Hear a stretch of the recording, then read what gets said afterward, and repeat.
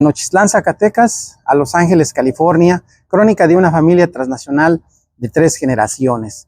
Escribe también el doctor Rodolfo García Zamora y el profesor Genaro Ruiz Flores Dueñas. Crónica de una familia transnacional. Aquí está el libro, pues fue publicado hace 2 años, el 2023, se publicó este libro que escribí con mucho cariño, con mucho amor para todo nuestro Nochistlán, nuestro Zacatecas y nuestro México lindo y querido. ¿Quién es el doctor Rodolfo García Zamora? El doctor Rodolfo García Zamora es doctor en Ciencias Económicas por la Universidad Autónoma de Barcelona, en España, en 1986. También es docente e investigador del Doctorado de Estudios del Desarrollo en la Universidad de Barcelona. Es integrante del Sistema Nacional de Investigadores de México. El doctor Rodolfo García Zamora es integrante de la Red de Migración y de Desarrollo. Evaluador nacional del Consejo Nacional de Ciencia y Tecnología, CONACYT. Es profesor invitado del Colegio de la Frontera Norte, COLEF, Colegio de México, Instituto Tecnológico Autónomo de México, ITAM, Centro de Investigaciones y Docencia Económica, SIDAI, Universidad Autónoma de Metropolitana de Iztapalapa, es el Instituto de Investigaciones de la UNAM, Universidad de Guadalajara, Universidad de California, Los Ángeles, Universidad de California, Berkeley, y Universidad de Chicago, Instituto Tecnológico también de Massachusetts, Universidad de Toronto, Universidad Autónoma de Barcelona y Universidad Central de Sevilla, Universidad de Barcelona y Universidad de Carrera en España. ¿Quién es el profesor Genaro Ruiz Flores Dueñas, quien también escribe en este libro? El profesor es un maestro de educación primaria por la Escuela Normal Rural Matías Ramos Santos de San Marcos, Loreto, Zacatecas. Él estudió en el año de 1956 a 1962 en la normal.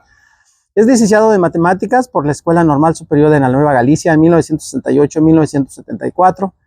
El profesor Genaro Ruiz Flores Dueñas también es licenciado en Educación Normal Superior de la Ciudad de México en el Politécnico de la UNAM 1974-1976. Maestría en Formación Docente de la Universidad Pedagógica Nacional, la UPN. Es profesor rural de Educación Primaria en Zacatecas 1962-1966. Fue profesor de Educación Secundaria en el área de Matemáticas 1970-1974. Profesor de Educación Normal en la Escuela Normal Rural de San Marcos de 1972 a 1976. Director de la Escuela Normal Rural General Matías Ramos Santos de Loreto, Zacatecas, del año 1976 a 1974. Visitador, inspector a Educación Normal Zacatecana en Zacatecas de 1984 a 1993. Y integrante del grupo de los 17 del Movimiento Democrático del Magisterio Zacatecano en 1989. Pues ellos son los autores, junto con su servidor, de esta bonita crónica, ¿verdad? De Nochistlán, Zacatecas a Los Ángeles, California. Es una crónica de una familia transnacional de 3 generaciones, ¿verdad? Y bueno, pues, ¿de qué trata este libro? Esta historia es un libro que contiene, no es muy grande, contiene 417 páginas, tiene este libro. Y pues es un libro muy bonito, una historia de una familia pues migrante, que en realidad pues nos pasa a muchos en América Latina y en todo el mundo, porque en todo el mundo pues hay procesos de migraciones en Europa, en Asia, en América, ¿verdad? Existe el proceso de migración. Y bueno, pues ¿de qué trata esta crónica, verdad? El texto de Nochistlán, Zacatecas a Los Ángeles, California, pues es una crónica de una familia transnacional de 3 generaciones. De Julián Macías Durán, es, su servidor. Es una crónica testimonial mía de la experiencia migratoria internacional de 9 décadas de la familia de Nochistlán, Zacatecas, a la ciudad de Los Ángeles, California, ¿sí? Bajo el enfoque transnacional de cómo pues, los migrantes, más allá de las fronteras, producen y reproducen sus relaciones familiares y comunitarias de acuerdo a los contextos del capitalismo mundial, que condicionan las diferentes etapas de la movilidad humana en general. Y en particular en el caso de la emigración de México a Estados Unidos. Pues el texto comprende 3 grandes periodos, iniciando en el año de 1925 con la migración de mi abuelo Vicente Macías Ramírez y seguido en 1963 en la migración de mi papá, ¿sí? El señor Andrónico Macías Muñoz, y la tercera generación en el 2004 con la migración de particularmente mía, ¿verdad? El personal a Los Ángeles, California. O sea, tres momentos diferentes. Vicente Macías Ramírez, al emigrar a California en el año, o sea, mi abuelo en el año de 1925 se convierte en el pionero de un largo proceso migratorio de más de 90 años de vida familiar que articula a 3 generaciones. Mi abuelo nació el 4 de agosto de 1907, mi abuelo Vicente Macías, y transcurre su infancia realizando actividades como las de muchos campesinos en el campo, características de una región de origen, la agricultura de granos básicos y ganadería bovina familiar. En la infancia de mi abuelo y su juventud le toca vivir la Revolución Mexicana, sus graves impactos económicos y sociales sobre la población, que junto con la precariedad de la familia de mi abuelo, problemas de deudas de mi bisabuelo, ¿verdad? Y de inspiración de vivir mejor, lo llevan a emigrar a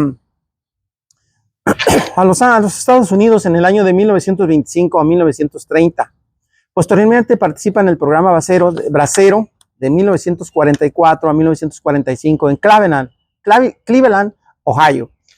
Esta primera experiencia migratoria familiar refleja el proceso de movilidad internacional del sur de Zacatecas y de otras regiones de México, ¿sí? A causa de las secuelas de la Revolución Mexicana. La pobreza, el hambre, la violencia y posteriormente los efectos de la cristiada en 1926 hacia los Estados Unidos. Esto, para muchos que hacen mucha laraca a favor de la gran Revolución Mexicana que nos vino a traer un cambio. O sea, realmente la Revolución Mexicana, que no inicia en 1910, sino antes, es un periodo que nos lleva de 10 años a 1920. Millones de personas de mexicanos murieron, o sea, hubo hambre, hubo sangre, o sea, ese es un problema, fue un conflicto que no trajo nada, ningún beneficio a México. México había vivido una paz como sea impuesta por 30 años, donde había gobernado el porfiriato o Porfirio Díaz, pues había llevado un poco de desarrollo a México. Le tocó la parte de la Revolución Industrial, ¿verdad? Pero luego viene el periodo de la Revolución Mexicana, un golpe de Estado que prácticamente da Francisco I. Madero, apoyado por el gobierno norteamericano, con armas del gobierno norteamericano, pues tumba a Porfirio Díaz y esto se va a convertir en una situación muy terrible para todos los mexicanos. Mi familia no quedó exento de ello, o sea, hubo hambre, vamos a comentarlo aquí, hubo hambre en la comunidad, la gente que se moría de hambre porque no tenía para comer. Esos son los logros de la Revolución Mexicana para quienes dicen, o sea, en México ni fue revolución ni fue mexicana también. Lo digo lo maneja también el maestro Juan Miguel Zunzunegui en su obra Falsificar la Historia. Él lo maneja con mucha claridad, como no fue ni revolución ni tampoco fue mexicana. La trayectoria migratoria laboral de Vicente Macías, mi abuelo, pues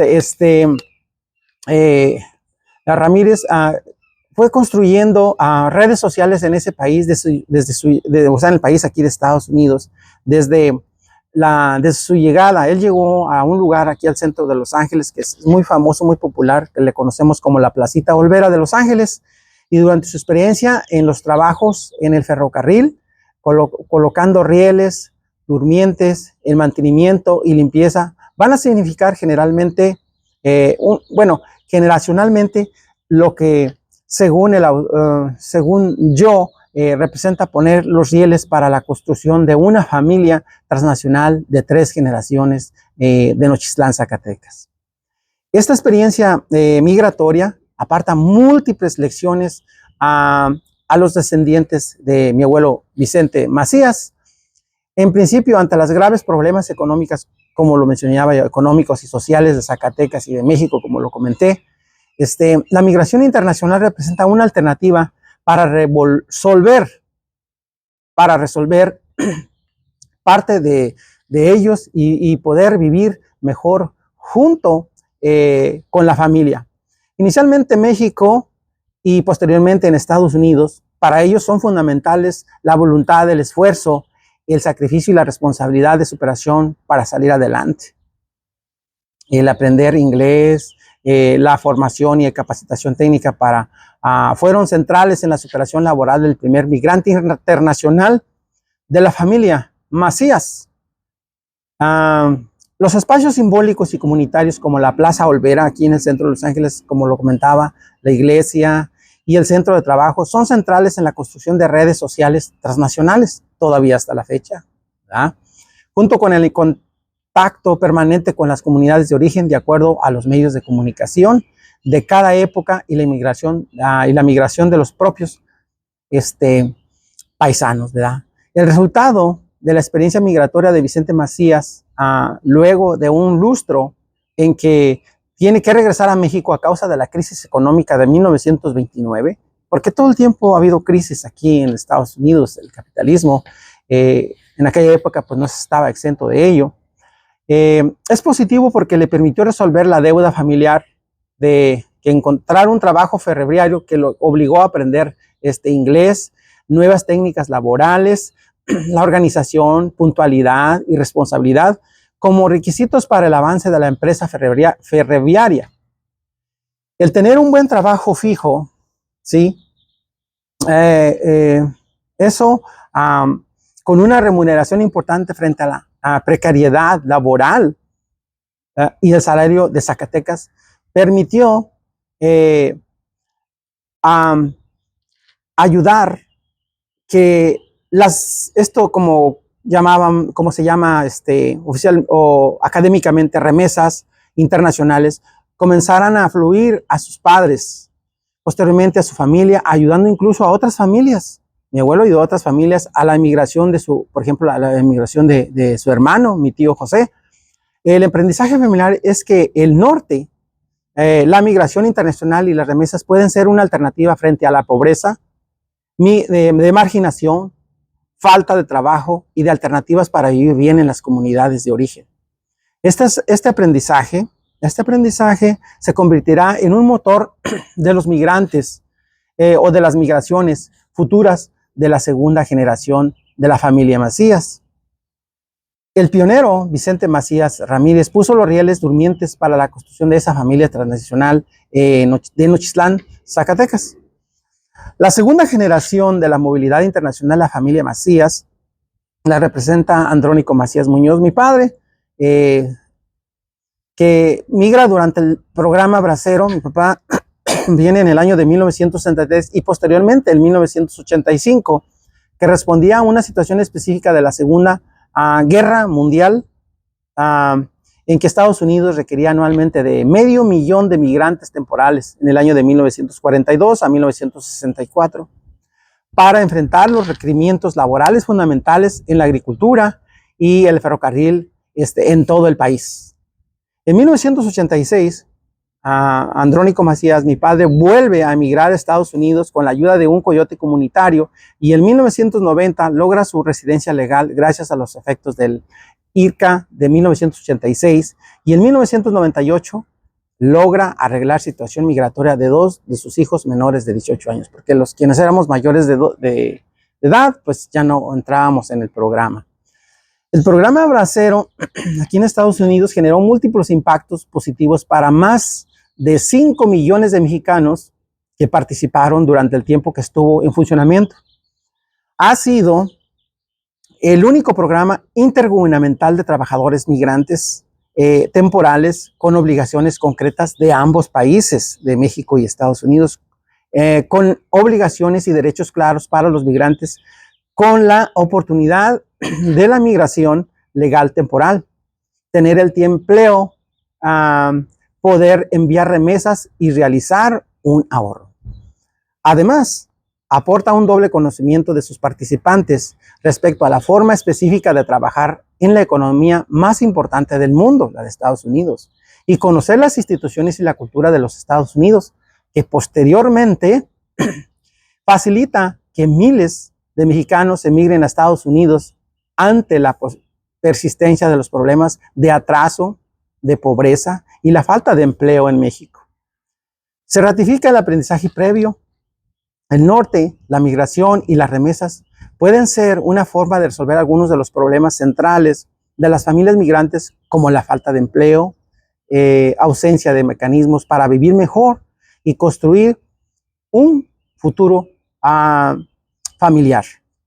La tercera generación de la que toco aquí en este libro, de migrantes de la familia Macías, la tercera generación, es representada por mis hermanos, mis primos y más, representa la experiencia propia, o sea, mi experiencia durante el 2004, una experiencia multidimensional como nieto de hijo de migrante por consecutiva proactiva de una familia transnacional de comunidades transnacionales mediante la organización comunitaria para proyectos de desarrollo local y ejercicio de los derechos políticos de los ciudadanos en el sur de Zacatecas ante una migración a Estados Unidos. El contexto familiar que personalmente reproduce mi experiencia es la importancia de mis actividades agropecuarias como soporte de la modesta y precaria forma de vida junto con la recepción de las remesas, ¿sí? La pobreza y las privaciones de los esfuerzos permanentes caracterizan la infancia y la juventud que viví en Zacatecas, quien frente a un enorme sacrificio para poder estudiar, por ejemplo, la primaria y la secundaria, pues tuve que forjar un carácter indómito, ¿sí? La resiliencia frente a la adversidad y una sensibilidad de compromiso social con las comunidades campesinas y migrantes. Por el esfuerzo que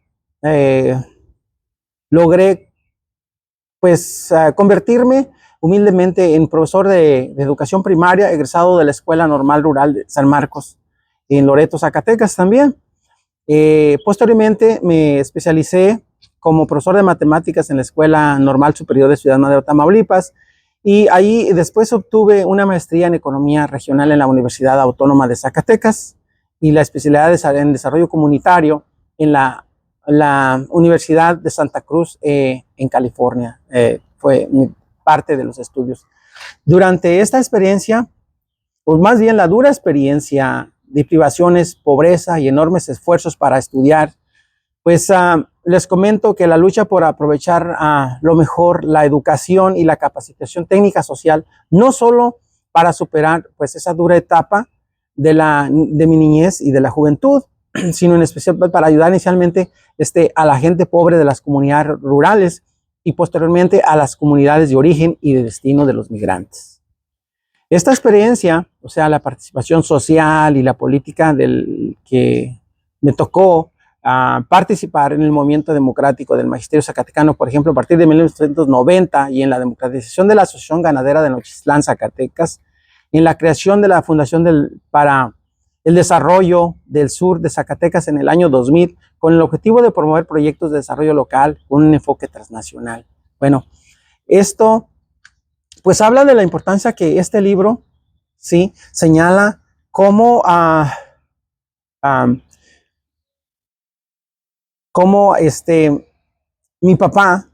mi papá insistió en su esfuerzo, principalmente para que mis hermanos y yo estudiáramos y evitáramos sufrir las privaciones que él había sufrido en su infancia, ¿sí? La mayoría de mis hermanos y yo logramos pues convertirnos en lograr algún estudio en universidades públicas, ¿verdad? Y terminar alguna carrera corta o algo que nos permitiera desarrollarnos. Entonces, pues lo que podemos decir que la migración forzada, personalmente, en lo que me tuve que venir a fuerzas, prácticamente representa la tercera generación de migrantes de la familia Macías, iniciada en el año, como decía mi abuelo, en el año de 1925, ¿verdad? Con la migración pues, de mi abuelo, ¿no? El perfil era diferente, era muy diferente, en gran medida, gracias a la migración de las remisas. Se trata de un profesionista, de un experto de educación y primaria, educación secundaria, pues, con ya maestría en economía regional, y pues un luchador social reconocido como representante también líder sindical independiente, obligado por presiones políticas para sobrevivir y también tener que emigrar a Los Ángeles, California. O sea, las presiones políticas y los conflictos sociales que tuvimos en Zacatecas por nuestra idea de luchar por la gente más pobre, pues nos marginó poco a poco el sistema a tener que dejar nuestro trabajo en Zacatecas y pues tener que dejar nuestra patria, ¿no? Fue una forma de tener la Universidad de Santa Cruz, California, pues fue un lugar que me abrió las puertas aquí en Estados Unidos para poder llegar en un contexto de destino pues a Los Ángeles, en donde pues tuve que cambiar mi profesión de profesor, de donde yo laboraba en Zacatecas, llegar a involucrarme en el Distrito Escolar Unificado de Los Ángeles y a continuar con mi trabajo como de maestro. Digo, gracias a que mi padre, mis abuelos fueron migrantes, yo pues pude estudiar también en Zacatecas, terminar una carrera, pues ello me sirvió también para cuando yo vine para acá, ya tenía una carrera, tenía una preparación.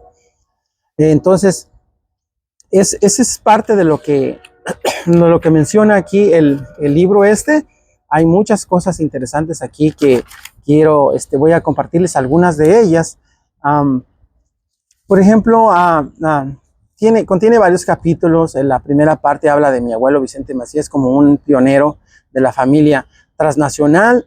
Mi abuelo nació en la comunidad del Cerro de San Miguel, Nochistlán, Zacatecas, ya lo mencionaba, el 4 de agosto de 1907.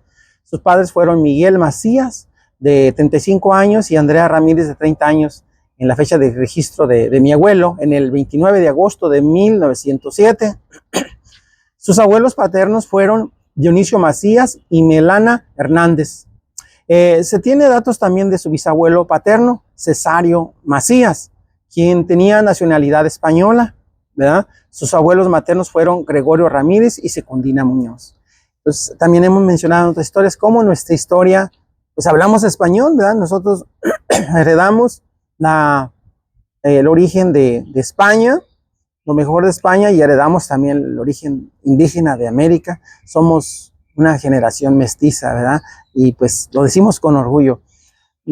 Y bueno, pues viene también aquí parte de la historia de la familia de mi abuelo, pero lo que les voy a comentar que en 1925, a la edad de 18 años, Vicente Macías decide ir a la aventura rumbo a Estados Unidos, donde permaneció por un periodo de 5 años, de 1925 a 1930.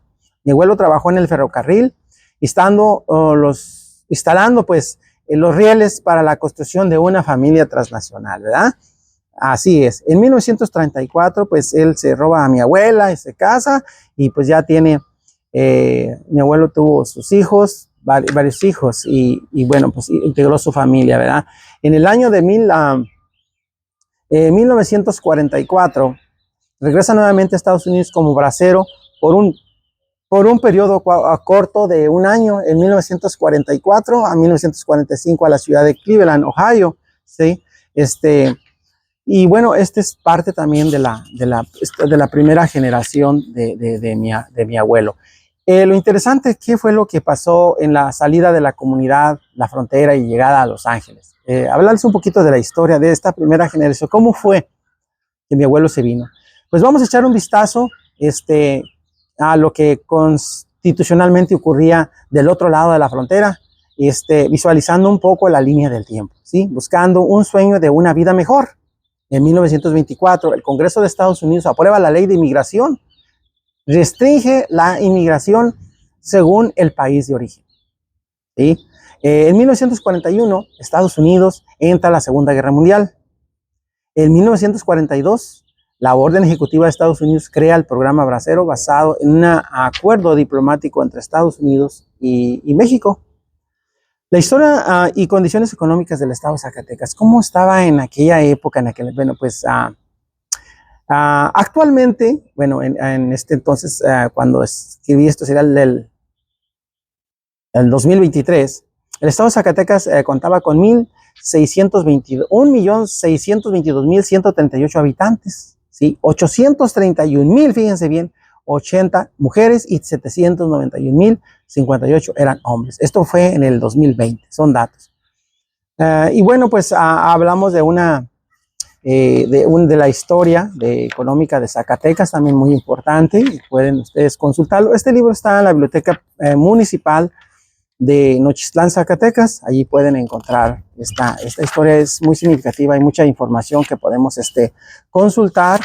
También aquí habla de la Guerra Cristera en 1926-1929, que pues se vivió un periodo, un hecho importante que marcó la vida política también y social y económica de gran parte de los zacatecanos, que fue llamada la Guerra Cristera, enfrentamiento armado, que inundó la sangre en gran parte de México, de Zacatecas y de la región.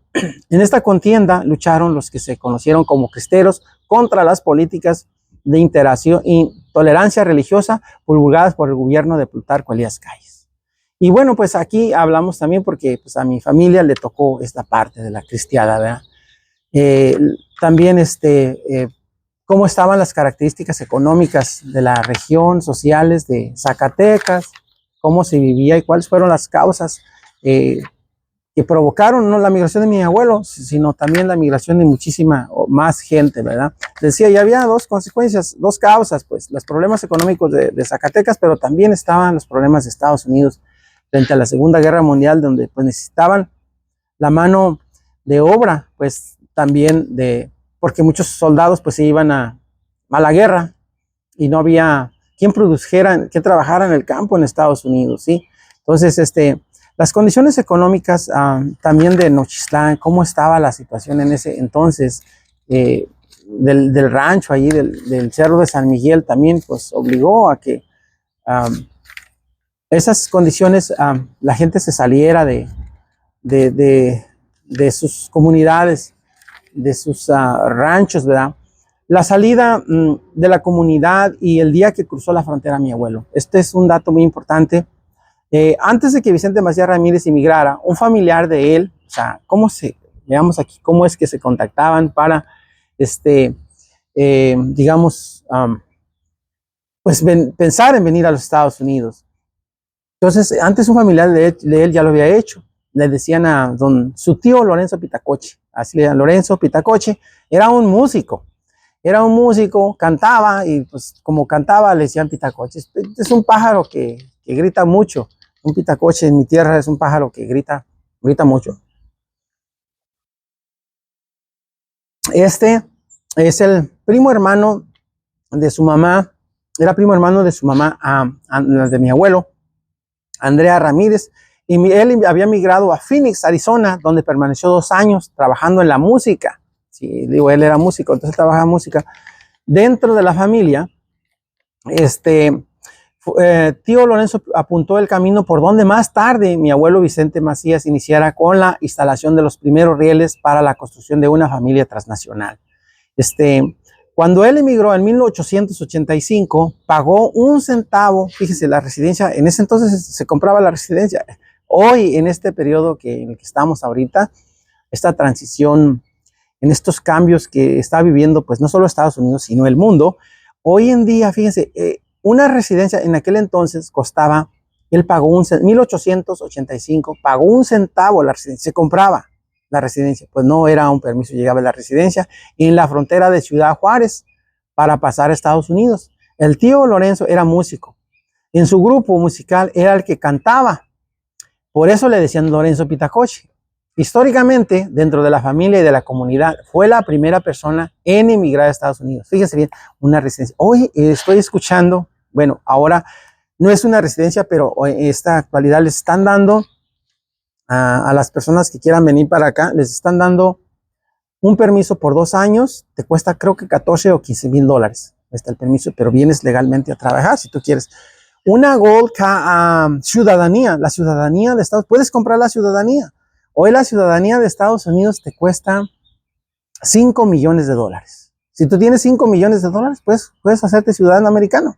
Vente y tienes los 5 millones y eso es lo que está. Una ciudadanía. En aquellos años, 1885, una residencia costaba, ya les decía, 1 centavo. Fíjense nada más. Entonces mi abuelo emigró 2 veces a Estados Unidos, como ya hemos comentado, y las condiciones eran muy diferentes a los momentos de su salida de la comunidad. La primera vez que emigró a Estados Unidos fue en 1925, cuando él estaba soltero. En esta ocasión permaneció 5 años en Los Ángeles, California. Y la segunda vez emigra en 1944 como bracero a la ciudad de Cleveland, Ohio. En esta vez ya tenía su familia, 5 niñas y 3 niños. Por su familia, el periodo fue corto, solo permaneció 1 año hasta 1945. Bueno, en 1995, a la edad de los 18 años, mi abuelo Vicente tomó la decisión de irse por primera vez al norte.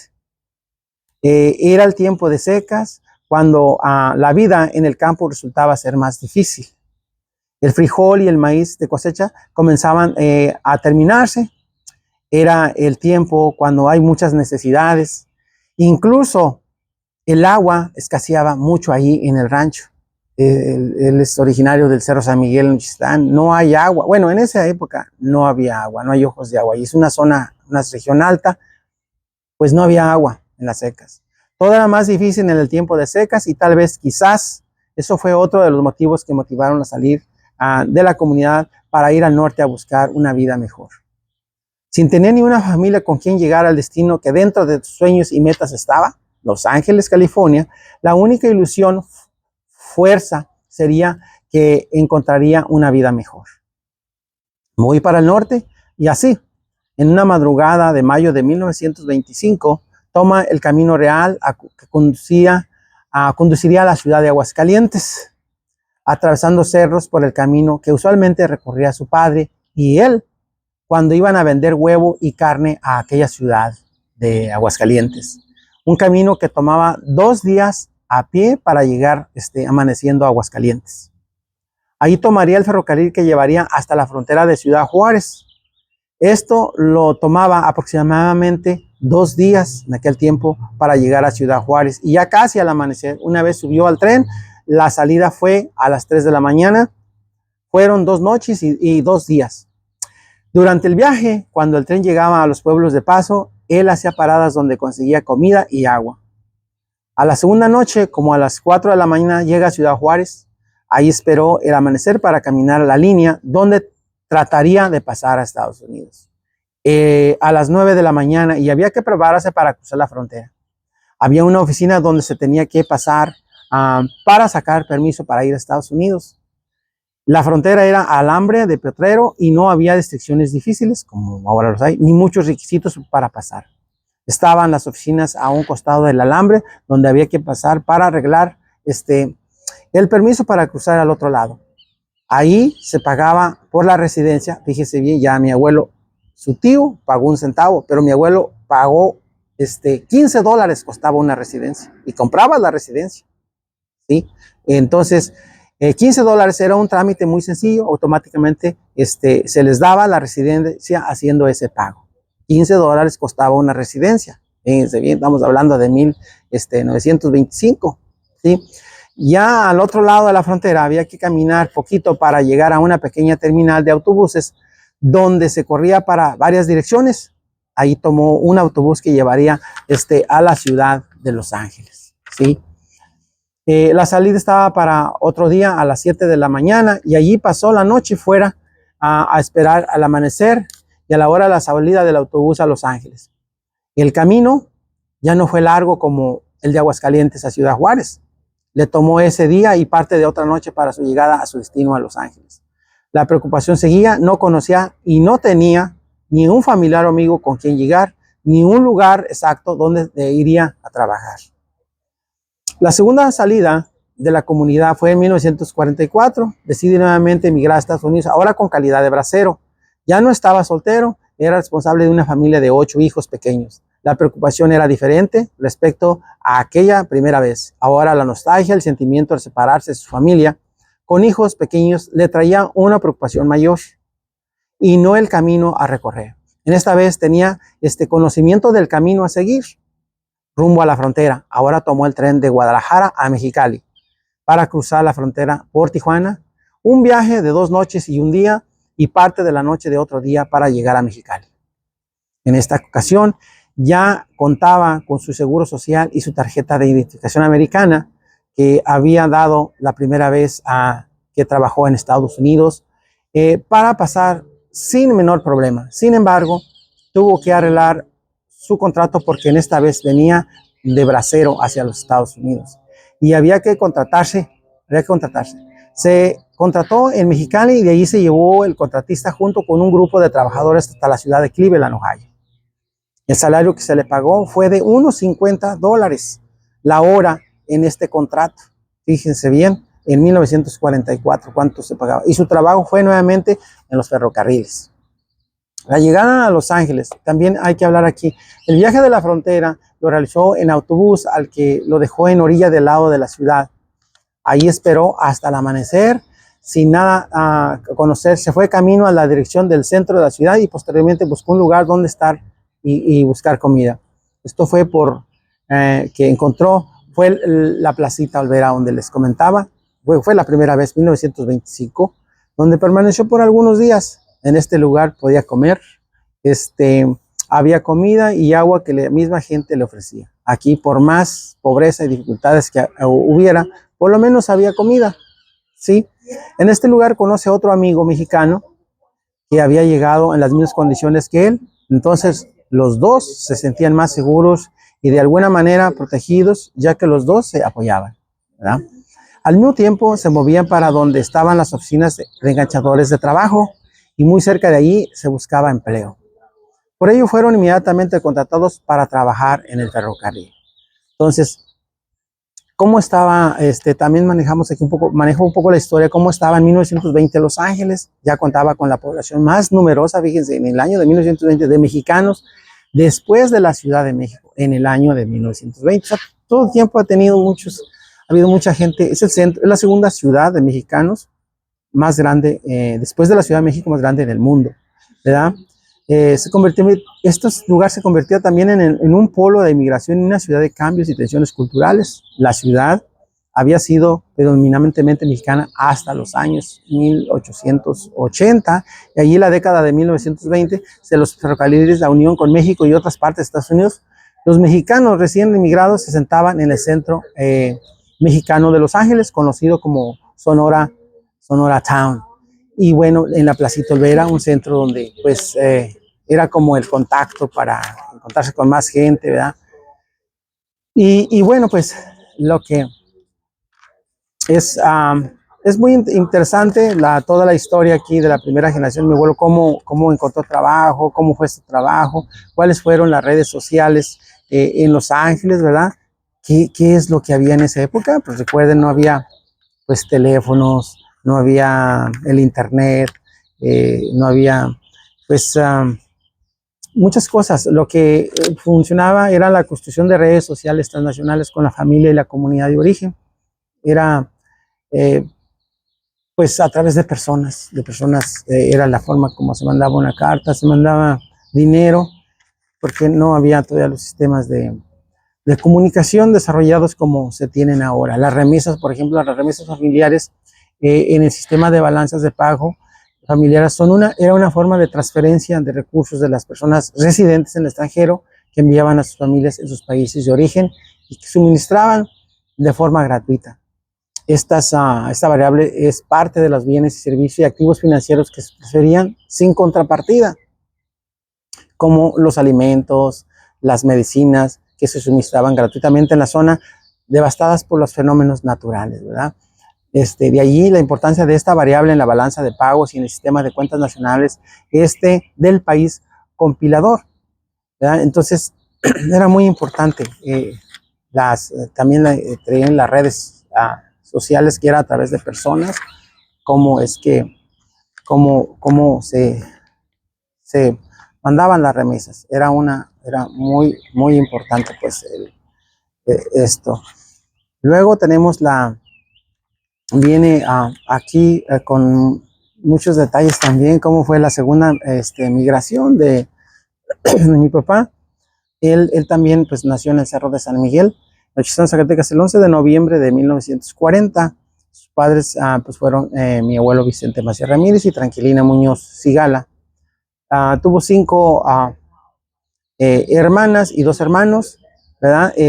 Mi papá estudió hasta tercer grado de primaria.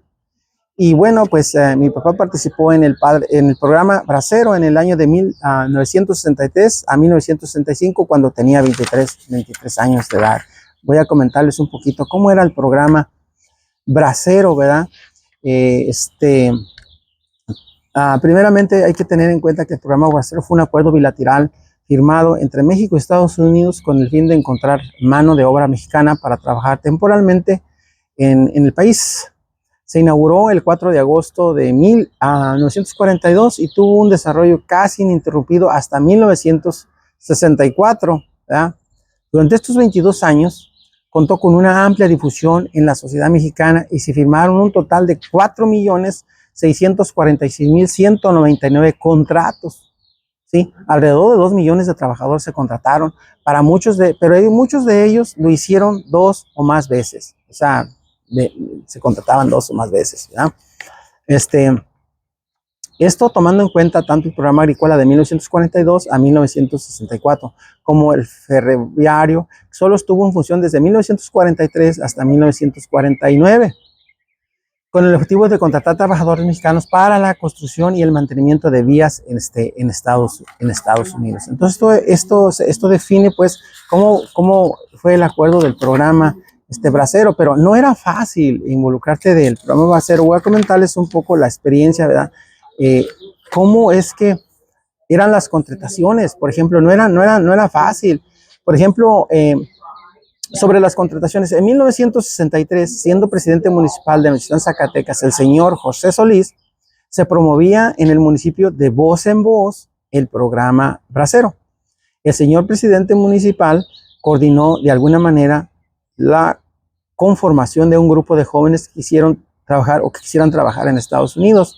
Para ello tenían que trasladarse a otro lugar donde tendrían que ser seleccionados según varias condiciones.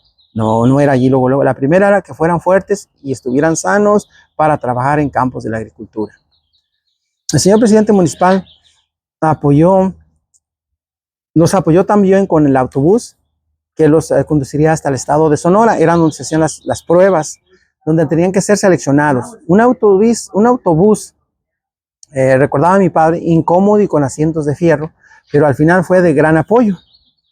No les cobraron pasaje. Recorrió por cuenta de la presidencia municipal de Nochistán, Zacatecas. El autobús viajarían 40 jóvenes de la región.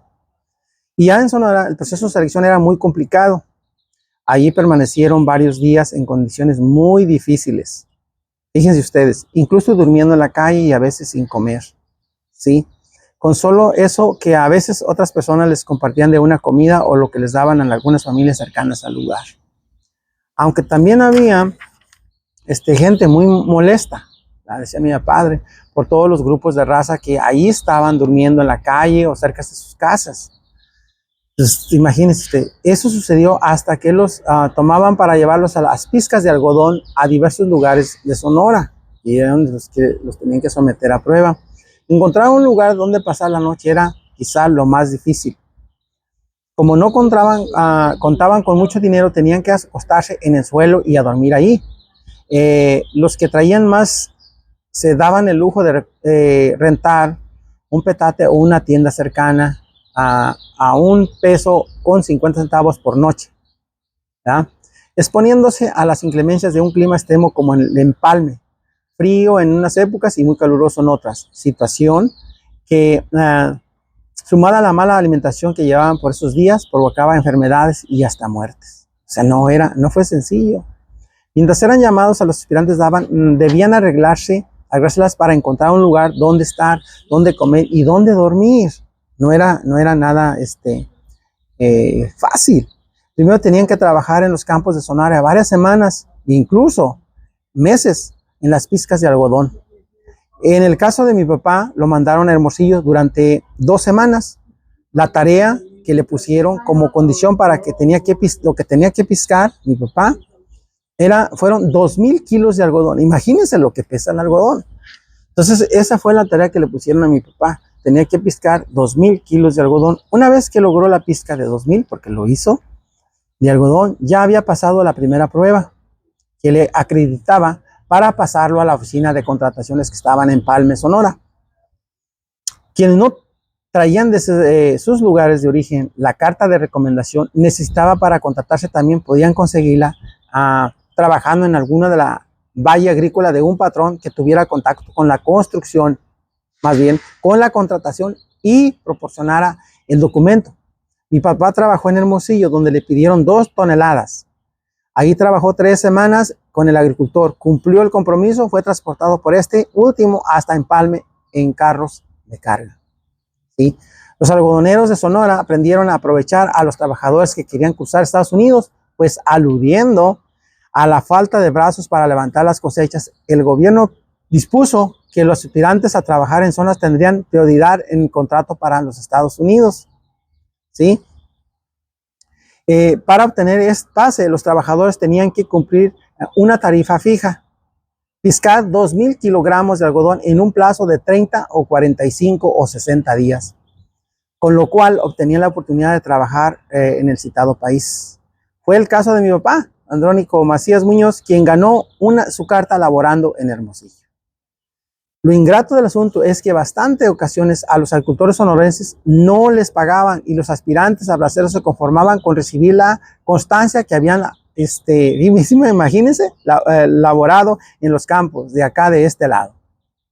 Y pues así estaba la situación, era un poco pues difícil, no era fácil venir al programa bracero, no es como ya me voy ya, ¿verdad? La segunda vez mi papá participó en el programa bracero fue en 1965. En esta ocasión se vino contratado desde Nochistlán, Zacatecas, y vino un delegado a contratar a braceros. El contratista les pagó el autobús y gastos por los que él los llevó hasta la ciudad de Mendota. Mi papá la segunda vez se vino a Mendota, California, a las pizcas de melón. Y vinieron varios lugares con mi papá, varias personas de Nochistlán con mi papá, nochistlenses pues, ¿verdad? Entonces, los lugares de contratación, como les decía, en 1963 el lugar de contrataciones que tocaba la región de Nochistlán, Zacatecas, era pues Empalme, Sonora, y el objetivo principal aquí era conseguir la carta de recomendación para ser contratado. Ya les describí el proceso.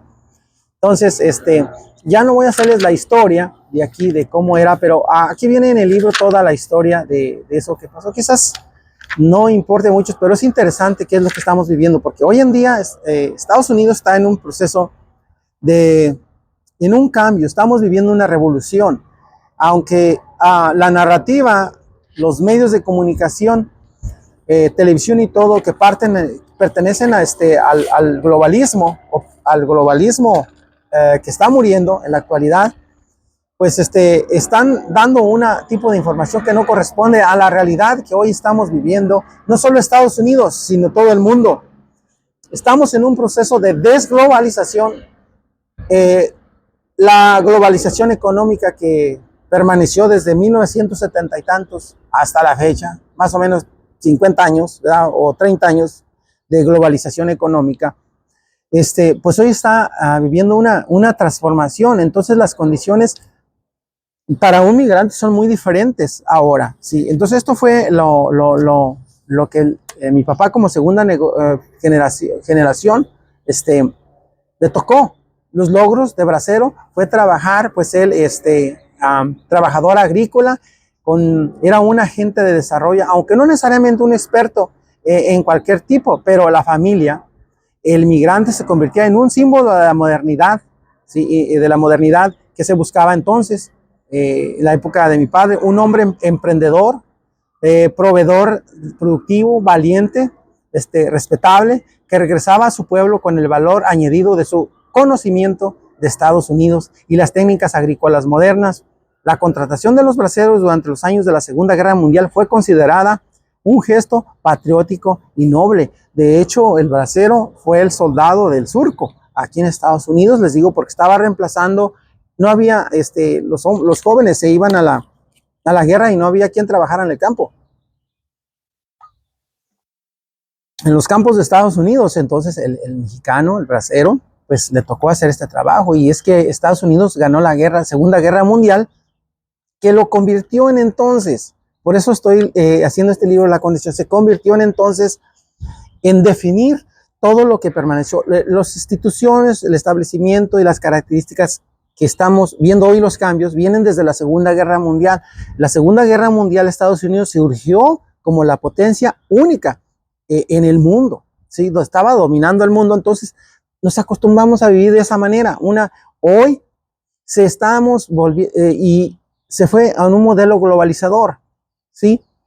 La globalización donde se permitía mover las empresas, por ejemplo, Estados Unidos, compañías que se fueron a otros países donde la mano de obra era más barata, allá se instalaban y los productos los importaban, a intercambio de mercancías entre países, ¿sí? Buscando condiciones económicas baratas, de mano de obra barata, y vender los productos, en este caso en Estados Unidos. Estados Unidos es la potencia más grande, es el mercado más grande que consume. Estados Unidos compra, no vende, es consumidor. Entonces, producían sus productos en otros países con mano de obra barata y los traían a vender aquí a Estados Unidos caros, ¿sí? Entonces, hoy nos estamos convirtiendo en un mundo multipolar, estamos en un mundo naciendo, o sea, la globalización se está muriendo, no ha muerto, tampoco las economías que están en surgimiento o la nueva redistribución del mundo, pues también van naciendo. Mundo, hoy se figura un mundo tripolar, ¿verdad? Rusia, China y Estados Unidos, aunque de los tres, el perdedor pues está siendo Estados Unidos. Y viene por ahí otra potencia que es la India, creciendo en este momento. Entonces, en este cambio que estamos viviendo en la actualidad, pues estamos viendo otra situación. Entonces, los logros de ahora son muy diferentes, y la narrativa que nos mantienen los que estaban dentro del modelo de la globalización, que controlan la prensa, controlan los medios de televisión, controlan la narrativa, pues imagínate el mundo, o sea, no le están diciendo la verdad a la gente, pero estamos frente a un gran cambio, una gran revolución que es importante conocer. Les decía, los logros en aquella época del movimiento bracero, a lo largo de 22 años de existencia del programa bracero, la concepción del bracero tampoco se muestra estática, ¿sí? Durante todos esos años, él, por ejemplo, no es un héroe nacional y no lo reconoce como tal. Si el trabajo de los braceros para producir alimentos en Estados Unidos, quizá ese país hubiera perdido la Segunda Guerra Mundial, es lo que les digo. No hubiera habido comida, ¿quién hubiera producido los alimentos? Los braceros, el mexicano. En eso lo reconocía y lo recomendaba mi padre, pues, al decir que fueron ellos, desde los campos agrícolas californianos, quienes producían toda la alimentación para el pueblo, ¿sí? No había hombres porque estaban en la guerra. Por eso Estados Unidos solicitaba y rogaba por trabajadores mexicanos. Del bracero se esperaba que sus familiares, con las herramientas y los conocimientos modernos de la agroindustria californiana, para comunicar sus conocimientos al regresar a su pueblo o a la comunidad. Pues respecto a mi papá, los logros no fueron solo económicos. Esto, aunque se ahorró para resolver primeras necesidades y de su familia, mis abuelos, por ejemplo, sus hermanos, y a continuar con el cuidado y el trabajo de la agricultura y la ganadería de su familia en una comunidad, esa actividad cual dependía para vivir. O sea, aquí estamos hablando de la familia transnacional. O sea, mi familia, pues es una familia campesina, desde mi abuelo, les digo, tenían su ranchito, su ganado. Entonces, lo que ahorraban aquí con las remesas, eso les permitió comprar más terrenos, ¿sí? Poner pues, engordas de puercos, de vaca, de ganado, de becerritos, y eso permitió ayudar, y eso es lo que ayudaba a un migrante. Por ejemplo, en 1965, a un año de haber regresado de Estados Unidos, mi papá fue cuando se casó allá, en 1965. Entonces, pero él vino primero a juntar dinero. Era una cosa que en aquella época, si tú no venías a Estados Unidos, por ejemplo, las muchachas del rancho como que no te querían, como que no eras hombre, como que no te habías desarrollado No eras un ciudadano completo hasta que no venías a Estados Unidos. Ya cuando venías a Estados Unidos y regresabas a tu comunidad de origen, regresabas en una persona como ya completa, realizada para impulsar proyectos y se te miraba con más respeto.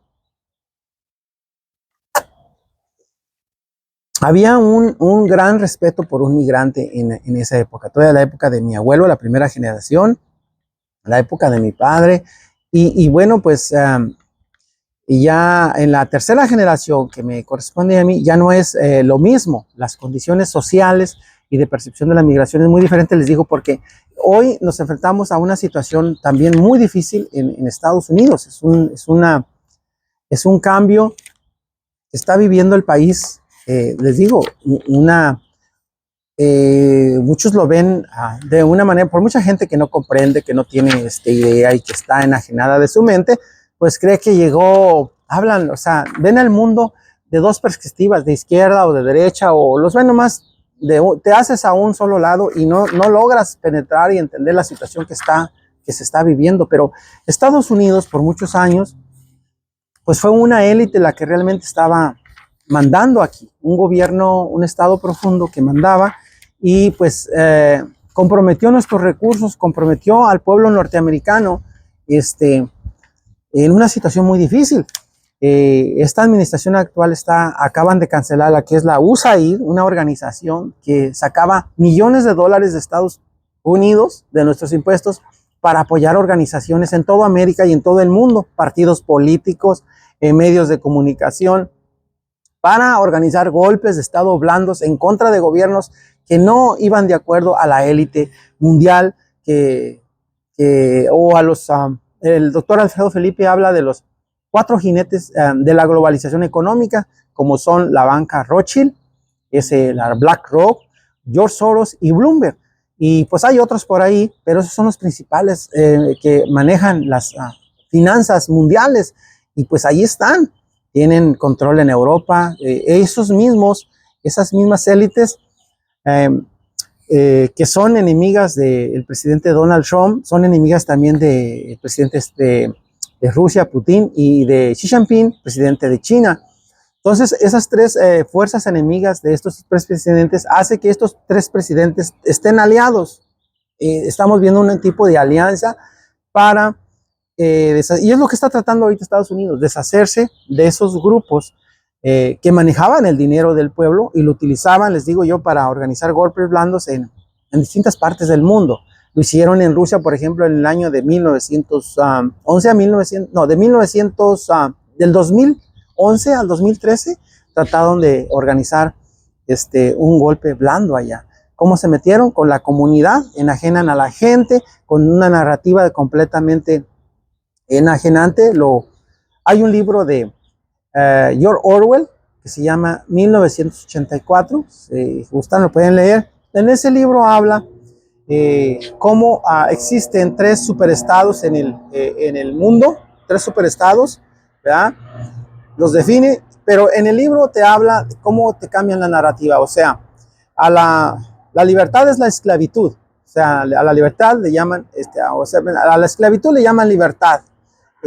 La otra cosa que maneja George Orwell, las cosas buenas son las cosas malas. O sea, a lo blanco es lo negro. Todo está como volteado, como al revés, ¿sí?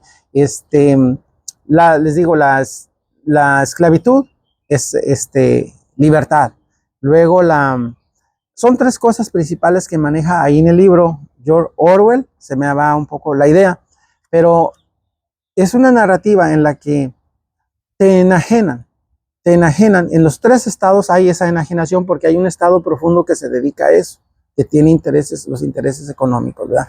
Y bueno, la tercera generación de la que hablo aquí en el libro, pues es como toda una historia de mi trabajo, el paso por las escuelas, cómo fue que estudié en México, cuáles fueron los sacrificios, los problemas que nos enfrentamos, lo que son la familia, de lo que hablo, la familia transnacional, porque este es el concepto principal que yo manejo en este libro.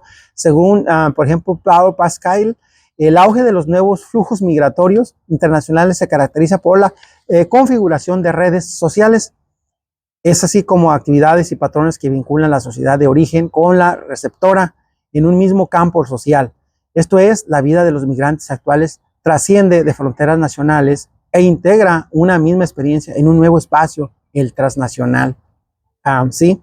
El transnacionalismo aplicado al fenómeno de la migración se sostiene sobre la base de los migrantes que mantienen múltiples relaciones familiares, económicas, sociales, organizacionales, religiosas y políticas, que vencen las fronteras, realizan acciones, toman decisiones y desarrollan identidades dentro de las redes sociales que los mantienen simultáneamente conectados con dos o más sociedades.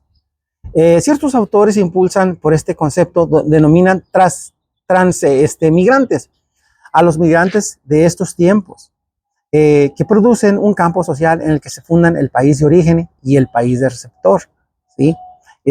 Recientemente en la cotización de la globalidad, lo que les he comentado, de los fenómenos actuales, ha sido posible pensar en los migrantes como mantenedores de reacciones simultáneas en dos o más sociedades. Y la globalización, por ejemplo, lo que yo he comentado, que está, pues ya prácticamente no ha muerto la globalización, porque los que apoyaban el proceso globalizador, ahí están, son como la banca Rothschild, BlackRock, George Soros, Bloomberg, gente que nos mueven económicamente y todas están influyendo en el mundo. Claritamente lo vemos en México. La presidenta de México y el gobierno de México están en ese grupo. Son agenda verde, son anti-Trump. Y esos son los conflictos que estamos viendo. Pero pues los cambios se van a dar, se están dando, ¿no? Entonces la globalización ha invitado a los científicos sociales, o sea, invitaba a trascender la localidad de sus fenómenos, de sus intereses integrantes de una red que vincula en forma expansiva a otros fenómenos y a otras zonas geográficas, ¿sí? O sea, las características y análisis social acotados son muy desafiadas por el fenómeno de la globalización que he comentado en su grado de veracidad. La posibilidad de alcanzar el concepto de transnacionalismos es posible por la permeabilidad de fronteras conceptuales que han logrado integrar a distintos niveles y estructuras de análisis del fenómeno de la migración, ¿sí?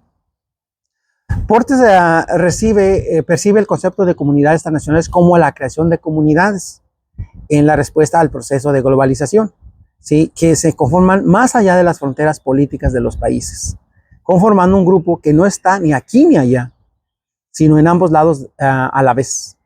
Estas comunidades asentadas sobre la base de las redes sociales habilitarán la creación de empresas transnacionales que comentábamos, ¿no? Y que ahora pues están en quiebre. Estos conceptos, nosotros tenemos que cambiar nuestro chip, porque está cambiando, como una forma de supervivencia entre los migrantes, ¿sí? ¿Qué es una familia transnacional? Pues la familia no está exenta como modalidad de análisis el fenómeno de la migración, y a partir de lo mismo comenzamos a encontrarnos con las actualidades denominadas familias transnacionales, a las cuales digo yo pertenezco a una familia transnacional. Se trata de aquellas familias de las cuales algunos de los miembros se encuentran en el país de origen, ¿sí? Y otros en el país de destino. Y así manejamos los negocios o nuestras inversiones. O sea, no estamos todos en un solo lado. Las familias transnacionales entonces se reparten sus miembros entre dos sociedades, ¿sí? Constituyen un modo de incorporación a la sociedad de destino, pero en efecto, de los dos obstáculos impuestos por las condiciones, más bien macroeconómicas, anualmente las leyes de migración. Más bien aquí, y lo que comentamos, pues, esto es muy importante, la contracara de esto es uno de los fundamentos básicos de la familia transnacional, la reunificación. La reunificación de sus miembros de una familia es una tensión que mantiene a la familia como una unidad. Es más allá de la distancia, lo dice Sánchez en el 2004. La tensión producida entre las facilidades proporcionadas por los avances tecnológicos y en las áreas de la comunicación y el transporte, por un lado, y las leyes migratorias por otro. Esto es, la tensión entre los facilitadores y los obstaculizadores alimenta la esperanza de una reunificación de los miembros de la familia, ¿sí? Pero la reunificación no es lo único elemento que define a la familia transnacional. También está la supervivencia. Habitualmente o los miembros que se encuentran en un país de destino no solo mantienen comunicación con los miembros o familiares en la sociedad de origen, mediante facilidades proporcionadas por la tecnología, como ahora el teléfono, el internet, lo que está, este video que voy a hacer, pues muchos estoy haciendo, pues muchos me están viendo, ¿no? En muchos puntos, sino que además aportan económicamente para la supervivencia de esta, o sea, económicamente ayudamos para educación, para salud, para mejorar algunas obras materiales en la comunidad, habitualmente mediante la modalidad de remesas, que es lo que he comentado, la compra de propiedades o la inversión empresarial o lo que goza toda la familia, ¿verdad? Las familias transnacionales no son una elección, sino el resultado de una adaptación que deja de manifiesto su capacidad de flexibilidad a los imperantes, pero a su vez sufre su interior una reestructuración que puede centrarse a nivel de los roles de género, de los ciclos vitales de los hijos, ¿verdad? Porque se va cambiando. Entonces, las familias, por lo tanto, las familias transnacionales constituyen una unidad doméstica en la que alguno de sus miembros vive en otro país y en la que hay lazos económicos, ¿sí? Y de supervivencia que se mantienen sobre la base de la atención de la reunificación de la familia. Esto constituye una desterritorización de la familia y esto pone en jaque al concepto tradicional del modo familiar, integrándose como una nueva realidad. O sea, las familias transnacionales son la configuración transitoria por el hecho de enfrentarse a tres opciones. Número uno, el retorno al país de origen, ¿verdad? Porque siempre estamos pensando en regresar, ir un día a descansar a nuestros pueblos, ¿verdad? No puede sostenerse más de una situación de separación. O sea, dos, la incorporación sin documentos de los hijos al país receptor, lo cual implica grandes riesgos. Y tres, la creación de la reunificación familiar en lugar de destino. ¿Okay? O sea, la familia transnacional, desafortunadamente, no es una elección, sino el resultado de condiciones macroestructurales fundamentales. Las leyes migratorias del país receptor constituyen una unidad forzada a distanciarse, que haya en la esperanza del reencuentro, de la reunificación de sus miembros, la fuerza para superar obstáculos y así su razón de ser, ¿verdad? En lo personal, aquí nosotros manejamos el programa Corazón de Plata, los zacatecanos, donde nosotros como comunidades apoyamos a familias, a compañeros aquí, nos organizamos en clubes de migrantes,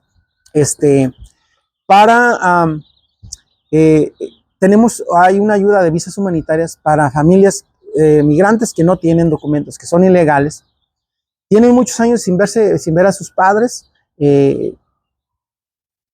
muchos años, entre más años es más fácil que les den la visa, y que tus padres sean mayores de 60 años, entonces te dan una visa humanitaria para que vengas a ver, los viejitos les dan una visa humanitaria para que vengan aquí a Estados Unidos a ver a sus hijos, que no pueden ir a México porque no tienen documentos. Esa es a otra parte que nosotros nos ayudamos y trabajamos.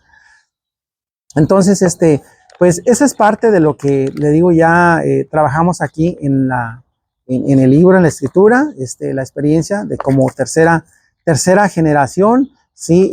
Los trabajos que desarrollamos, donde trabajamos en la educación en el Distrito Unificado de Los Ángeles, nuestra participación, lo que mencionaba en los clubes zacatecanos. Aquí nosotros pertenecemos, yo tengo el club que se llama Club Ángel Gabriel de Nochistlán, Zacatecas. Es un club en el que hemos apoyado muchísimo en muchas cosas, obras materiales en nuestro pueblo, en la familia, en proyectos productivos en la familia, ¿verdad? Hemos participado también en ayudar en obras como la iglesia. Les muestro aquí, por ejemplo, cómo teníamos un programa que se llamaba el programa 3x1, ya no está ese programa, pero ese programa lo trabajamos aquí. Los migrantes para ayudar y como decirles como testimonio de ejemplo de lo que somos una familia transnacional. Pues, ¿qué es una familia transnacional? Ya se los expliqué, ¿verdad? Y en este libro quise mencionar eso, dar el ejemplo de mi abuelo, de mi padre como migrante, cómo vinieron ellos, cómo llegamos nosotros y qué es lo que hemos hecho, ¿sí? Pero voy a mostrarles, a ver si podemos ver aquí unos ejemplos de cómo nos cooperamos nosotros para hacer obras. Aquí está, miren. Aquí pueden ver usted las cooperaciones. Esta fue la primera obra que realizamos en el programa 3x1. Esta obra se realizó en la comunidad de La Villita, en Nochistlán, Zacatecas. ¿Sí? Le puso pavimento a un camino. Y bueno, aquí están los nombres de las personas que cooperaron, ¿verdad? Aquí está, por ejemplo, Canuto Armas, $300, Antonio Aguirre, $100, Luis Aguirre. Nosotros anotamos, y la fecha, por ejemplo, aquí, Canuto Armas dio $300 el 5 de agosto del 2000. O sea, con la fecha tenemos aquí la gente, cómo apoyaba. Anotamos todas las cooperaciones, hacemos actividades sociales para colectar dinero. Y este dinero, por ejemplo, esta colecta fue para ponerle pavimento a 6 kilómetros de pavimento, ponerle pavimento a una carretera que va de La Villita a Nochistlán, Zacatecas. Esto fue en el año 2000, esta actividad. Entonces, desde entonces hemos realizado muchas actividades. Podría darles ejemplos de cómo últimamente, por ejemplo, se le arregló el techo a la iglesia, al templo de San Francisco en Nochistlán, para caminos, muchas cosas. Entonces, esta obra de Nochistlán, Zacatecas a Los Ángeles, California, crónica de una familia transnacional de 3 generaciones de mi autoría, pues es una experiencia que muchos, creo, han vivido también, pero que quizás no lo han escrito, pero se pueden identificar con mi persona. Le digo, entonces aquí somos autores tres personas: el doctor Rodolfo García Zamora, de quien les comenté al principio, también el profesor Genaro Ruiz Flores Bañas, también de quien les comenté al principio, personas muy serias. Es un libro de 417 páginas, que recomiendo pues lo lean. Está en la biblioteca de la Presidencia Municipal de Nochistlán, Zacatecas.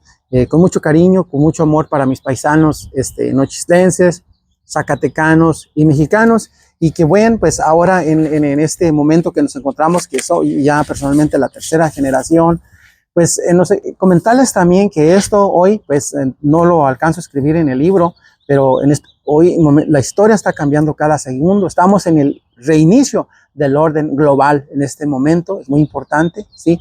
También comentarles que hoy las universidades han dejado el pensamiento crítico y se han convertido en centros de catequéticos o catequesis, ¿verdad? En la deformación del pensamiento crítico. Entonces, no nos enseñan a describir lo que actualmente está viviendo el mundo, ¿sí? O sea, la migración masiva que vemos ahora, ya no hay respuesta a ningún lado, ni en los medios de comunicación, no es nada natural. Hay un mundo de migración, porque aquí les hablo de cómo fue la migración de mi abuelo. Se fijaron, lo explicamos, cómo fue la migración de mi padre y así como era. Cómo fue la migración mía en lo personal, de mi generación, la 3ª generación. Y hoy, ¿cómo está siendo la migración? Hoy no es natural. Ha sido impulsada, la migración de hoy está siendo impulsada. Les decía, por ciertos grupos que están detrás del poder y que mueven al mundo, no a un país. Es la imposición de una ideología woke, ¿verdad? Y esa es la discusión que hay. Tenemos que analizar qué es lo que está ocurriendo hoy. La globalización económica, que pues hoy hay un proceso en contra de la globalización económica, pero la globalización económica benefició a China. ¿Por qué? Porque es la que produce hoy. Se preparó, y ese movimiento de la globalización económica por muchos años, a los países que más benefició, pues fue a los chinos, y ahí lo estamos viendo. El nuevo orden mundial ha perdido el sentido de la existencia humana. Tenemos que entender todo eso. Hay que analizarlo, y los invito a una reflexión. El nuevo orden mundial no cree en ningún Dios, ¿sí? No tiene ninguna conexión con la tierra, ni tiene tiempo para ver a sus progenitores. La vida hoy es así de rápido, no nos interesa a las nuevas generaciones. Es una reflexión a los que los invito por el análisis de este libro, y que hoy días que no escribí allí, pero puedo comentarlas ahora. Cómo desaparece el sentido de lo sagrado. Y hablo aquí la 1ª generación de migrantes de mi familia en 1925, cómo había un respeto, cómo había algo sagrado que era la familia. Hoy ya no. Es muy difícil. Las nuevas generaciones se representan en el pasado. Deberían representarse en el pasado las nuevas generaciones. Hoy las nuevas generaciones no se representan ni ellos mismos. Yo soy esta generación y me represento en la generación de mi abuelo. Hoy las nuevas generaciones no se representan ni ellos mismos. Anteriormente, ¿qué quiero decirles con eso? En las casas, cuando tú ibas a una casa en tu familia, mirabas fotos allí de tu abuelo, de tus tíos, de tus familiares, en tu cuarto lleno de fotografías, ¿no? Antiguas, este es mi hermano, este fue mi tío, este fue mi abuelo. Hoy ni siquiera los jóvenes se representan, no hay ni eso, nada. O sea, en la casa, como les digo, había fotos de, de tus abuelos, de tus bisabuelos, el culto a los antepasados era muy importante, era algo como sagrado. Hoy ya no lo vemos en este proceso desglobalizador. No quiere decir que sea bueno o que sea malo, estoy diciendo lo que está pasando y por qué sí o sí hay necesidad de un cambio. No quiere decir que este cambio que está viniendo está produciendo eso, es que la globalización económica nos llevó a eso, a una degeneración del ser humano muy profunda, una deshumanización. Entonces ya no es posible continuar en ese mundo como humanos. Se necesita un cambio, se tiene que hacer sí o sí, se tiene que hacer un cambio y se va dando, no sabemos cómo vaya a venirse. Entonces, hay como que la vida da vueltas, ¿no? Uh, como que los ciclos también como que se repiten, pero de otra manera más negativa. Vamos diciendo, lo que muere no puede ser resucitado. ¿Sí? Y lo que no, y lo que viene nuevo no es mejor que lo anterior.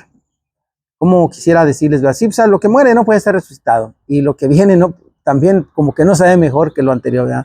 La historia se mueve en ciclos, como les comentaba, siempre la historia es así. Y las élites de los que comentaba, contemporáneas, están manipulando el lenguaje. Es a donde les invito. Las élites que están detrás del mundo, no de un país. O sea, yo lo estoy viendo como manera global, porque sí estaba un mundo globalizado, que no lo vimos, mucha gente no lo ha alcanzado a ver, todavía habla, somos soberanistas, o somos... No, es que el mundo estaba globalizado, toda la economía, todos los movimientos. Entonces, las élites contemporáneas están manipulando el lenguaje para mantener su dominio. Es lo que les digo, George Orwell en su obra 1984 lo menciona muy perfecto ahí, cómo se manipula, cómo se habla,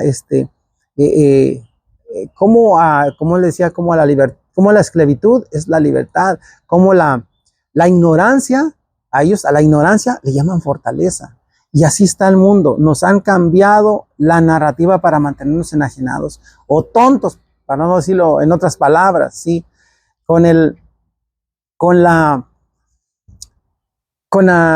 hombre moderno, por ejemplo, hoy ni se habla ni se dialoga. Hoy ya estás en el celular sentado en una reunión familiar, ya no estás en comunicación, contacto con el otro, sino ya no hay comunicación. Entonces, ¿qué se tiene? Hay que sobrevivir al derrumbe. Hay que sobrevivir al derrumbe sin perder las formas. Es lo que yo propongo en mi generación que estamos ahora aquí, en esta parte. Hoy me encuentro aquí en mis espaldas. Este lugar es la Hacienda La Puente, aquí en la ciudad de California, ¿sí? Entonces, mi invitación es que hay que sobrevivir al derrumbe sin perder las formas y no le echemos la culpa a nadie. La sociedad de Occidente que no es solo Estados Unidos, sino es Inglaterra, es Francia, es Alemania, es Italia, todo lo que es la parte de Occidente, dividiendo allá en Rusia por lo que ocurrió en los conflictos que se tienen. Toda esa parte de Occidente se está cayendo. Y el problema es que dentro de nuestra sociedad nos estamos destruyendo. O sea, no vino una bomba de otro país externo, no vino un arma de un país poderoso a destruirnos. Nosotros mismos nos estamos destruyendo.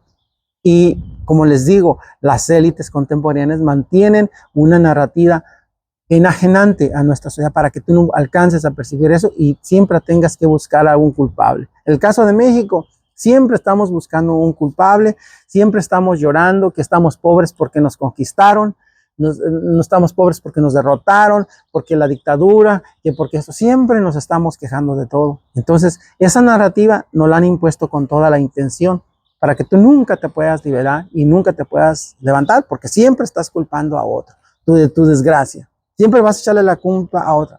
Entonces, hay que seguir hablando de usted. Hay que hablarnos de usted. Aquí me da mucha pena que ya los niños te dicen tú. Esas cosas bonitas que vienen desde nuestros abuelos, hay que continuar con ellas. Hay que hablarnos de usted. ¿Quién sostiene las formas en medio del derrumbe? Les voy a dejar esta pregunta. ¿Quién sostiene las formas en medio de un derrumbe? Con esto me despido de ustedes. México vivo, ayer, hoy y más allá. Hasta la próxima. Hasta el próximo martes.